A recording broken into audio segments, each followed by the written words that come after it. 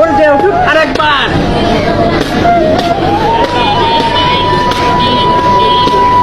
হে বালক, আমি জানি না কোন মায়ের গর্ভে তোমার জন্ম হয়েছে, তবে তোমাকে দেখে মনে হয় তোমার নাকে টিপ দিলে এখনো দুধ বের হবে। আজকে তুমি যে কাজটা করেছো, এটার জন্য তোমাকে এবং তোমার পরিবারকে আগামী দিনে কঠিন মাসুল দিতে হবে।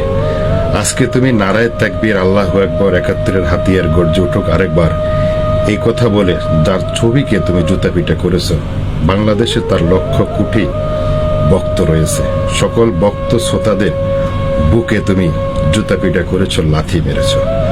আমি জানি না কোন শিক্ষক তোমাকে শিক্ষা দান করেছে, সেই শিক্ষক তোমাকে সুশিক্ষা শিক্ষিত করতে পারেনি। তুমি যে নারায়ে তাকবীর, আল্লাহু আকবার, ৭১-এর হাতিয়ার গর্জে উঠুক আরেকবার, এই কথা বলেছো, তুমি আজকে যাকে জুতাপিটা করছো, হয়তো ৭১-এ এই মহান নেতার জন্ম না হলে তোমার মায়ের বিয়ে হতো না, তুমিও দুনিয়া আসতে পারতে না। তবে আমি কোনো শেখ মুজিবের দল করি না, বাংলাদেশ আওয়ামী লীগও করি না, আমি বাংলাদেশ জাতীয়তাবাদী দল বিএনপি করি। আমার নেতা শহীদ প্রেসিডেন্ট জিয়াউর রহমান সাহেব এই মহান নেতা শেখ মুজিবকে সম্মান করেছেন।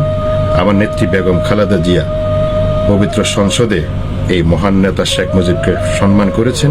আমার নেতা জনাব তারেক রহমান সাহেবও তাকে সম্মান করছেন। আমরা যারা জাতীয়তাবাদী দল বিএনপি করি, আমরাও শেখ মুজিবকে সম্মান করি।